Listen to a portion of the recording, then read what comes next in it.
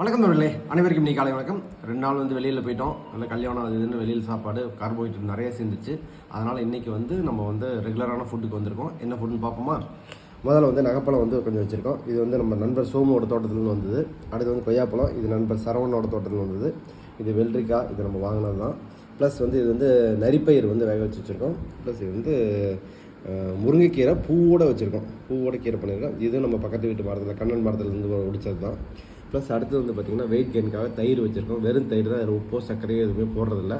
இதெல்லாம் சாப்பிட்டுட்டு ஒரே ஒரு தோசை மட்டும் சாப்பிட போகிறோம். அதுக்கு பார்த்திங்கன்னா பாசிப்பயிறு சாம்பார் வச்சுருக்கோம். ஸோ இதுதான் இன்றைக்கி நம்மளுடைய காலை உணவு.